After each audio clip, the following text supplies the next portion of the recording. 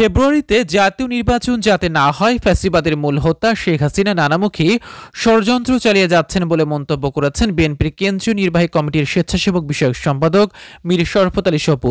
শুক্রবার সকালে মুন্সিগঞ্জ জেলা জিয়া মঞ্চের আয়োজনে শ্রীনগর উপজেলার ছনবাড়ি বাসস্ট্যান্ড এলাকায় বিএনপির ৩১ দফা কর্মশালা অনুষ্ঠানে তিনি একথা বলেন। তিনি আরো বলেন, ফ্যাসিবাদের মূল হোতা শেখ হাসিনা ভারতে বসে বাংলাদেশের অভ্যন্তরে বিভিন্ন সংস্থার মাধ্যমে ষড়যন্ত্র চালিয়ে যাচ্ছে। তবে আমি হুঁশিয়ারি করে বলতে চাই, কোনো ষড়যন্ত্র করে সফল হওয়া যাবে না। দেশের জনগণ প্রস্তুত আছে। মূল হোতা শেখ হাসিনা ভারতে বসে এখনো তাদের লোকজনের সাথে কথা বলছে, বিভিন্ন সংস্থার সাথে কথা বলছে বাংলাদেশে কিভাবে অশান্ত করা যায়, বাংলাদেশে আগামী যে ফেব্রুয়ারি যাতে নির্বাচন না হয়, নির্বাচন কিভাবে প্রশ্নবিদ্ধ করা যায় সেই লক্ষ্যে উনি কাজ চালিয়ে যাচ্ছেন অশান্তি পরিবেশ করার জন্য। আমি ফেসিবাদের নেত্রীকে বলবো, ফেসিবাদের লোকজনকে বলবো, কোনো লাভ হবে না।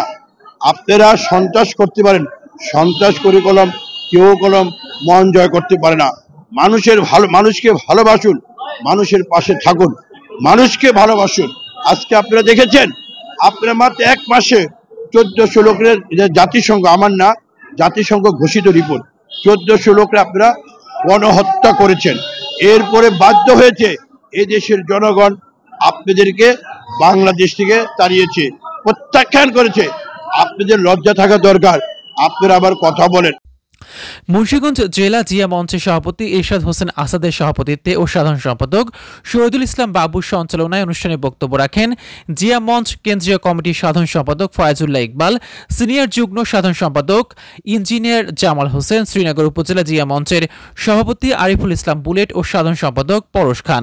এ সময় উপস্থিত ছিলেন মুন্সিগঞ্জ জেলা বিএনপির আহ্বায়ক কমিটির সদস্য আওলাদ হোসেন উজ্জ্বল, জসিম মোল্লা, জেলা মহিলা দলের সভাপতি সেলিনা আক্তার বিনা, বিএনপি নেতা নুরুজ্জামান শিকদার, জেলা যুবদলের যুগ্ম আহ্বায়ক প্রিন্স নাদিম, নারী ও শিশু অধিকার ফোরামের সাংগঠনিক সম্পাদক মাহমুদ হাসান ফাহাদ, সিরাজদিগান উপজেলা ছাত্রদলের সভাপতি শাফকাত হোসেন রকি সহ আরও অনেকে।